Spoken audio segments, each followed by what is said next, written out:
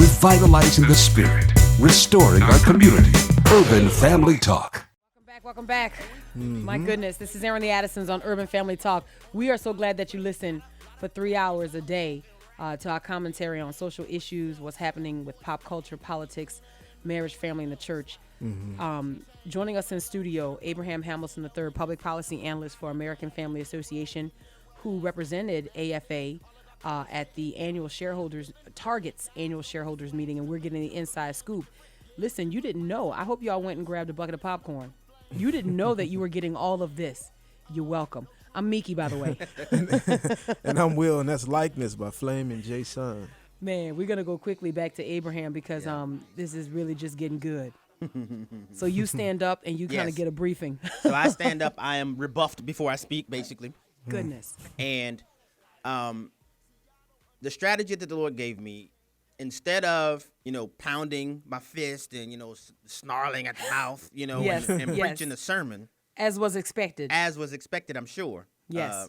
Probably, which is why they had the fitted people there with the tactical gear on. Yes. The Lord put it on my heart to question the board of directors and Mr. Cornell directly in a manner that would be beneficial to the shareholders who were present at the meeting. Mm-hmm. So the initial question I asked Mr. Cornell, and this is exactly what I asked him. I said, just like this. I said, good morning, everyone. My name is Abraham Hamilton III from the American Family Association. As you know, we have launched a petition that's resulted in over 1.3 million people who have boycotted this corporation, the Target Corporation, because of your policy to allow biological men into women's dressing rooms and restroom facilities inside your stores. Yes. The question that I have for you, Mr. Cornell, is whether or not you conducted a cost-benefit analysis before announcing this bathroom policy. Crickets? What did he say? Y'all messed up and let us in the meeting. Yes, come on. He looked at me and says,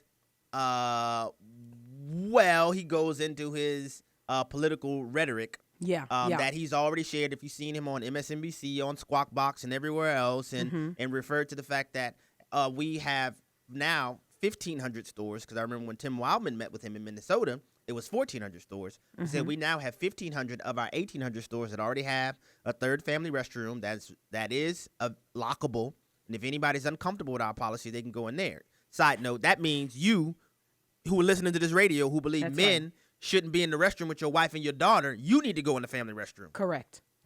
And leave all the restrooms that are biologically determined with men and women on them. My goodness. For the people who may be confused about their sex. Come on. That's exactly what it means. Back to the conversation. Yes. So his response, which I recognize as a non-answer. That's right. And he tried to shut me down, too. But he concluded his response to my initial question by saying, and we hope, Mr. Hamilton, you respect our view. Thank you so much for coming. Oh, wow. Yeah. You'll be like, you came all that way for this. Sit down, young man. Sit down. But he doesn't know that I'm a trial lawyer. Come on, man. Hey. So I'm used to interrupting people who are trying to keep me from answering my questions. So I said, so wait, Mr. Cornell. And I didn't say this, but I was thinking in my head like I'm in church. Before I go to my seat. Before I take my seat here. Let's be clear. And I'm thinking that once again, we are in a shareholders meeting. These are people who have spent their hard-earned money to invest in the Target Corporation in hope to get a return on their investment to increase their ability to retire. Right. Okay? Right. Primarily. Right. I said, just so we are clear, Mr. Cornell. That's right. You're saying that you launched this policy because you believe it's best for your store? Come on. You feel it's best for your store, but it did not include any hard data or research conducted before you announced this? Not even a focus group? Not even a focus group before which I know your stock dropped 20%. Come on. Nearly 20% since you announced this in the midst of what he referred to as a volatile retail climate where people are not going in stores, they're going to Amazon, they're spending their money elsewhere. And you know this, but you still didn't do any research before you launched this policy? He then does this. He says, Catherine Smith, would you please tell Mr. Hamilton what we've done financially? Pause. Who's Catherine? First of all, him asking her to tell me what they did financially was an admission that he realizes that he didn't answer my question. And that they ain't do nothing. And here's another question that I want all Target shareholders in the room. This is what I'm thinking while I'm standing there with the duck face, not moving. Right. Because they want me to sit down, not moving. I'm standing there with the duck face. Shareholders recognize there was no answer from your CEO. Yes, please The recognize chairman. that. Oh, my goodness. Who went through his whole binder in his PowerPoint presentation explaining how great Target was, even my though their goodness. stock is in a free fall right now. Come on. And to be fair, it's right now. In order for it to be lasting, it has to be beyond just a month or two. But that's a whole other story. Okay. He turns to Catherine Smith, who is the executive vice president and the chief financial officer, who then proceeds to respond to my follow-up to Mr. Cornell by saying, well, I can assure you, Mr. Hamilton, based on all that we've looked at, we've taken this decision very seriously. Based on all we've looked at, this is her exact words, there is no material impact. Pause again. Wow. What question is she answering?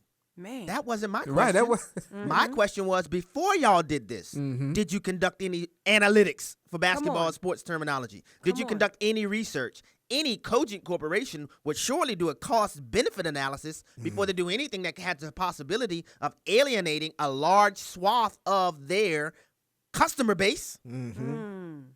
So I recognized that Ms. Catherine Smith did not answer my question. Translation, no, they didn't do any cost-benefit analysis. That's right. That's right. They believe, and he said this to me, they believe this is best for their company in the long run. They believe. Revitalizing the spirit, restoring our community. Urban Family Talk.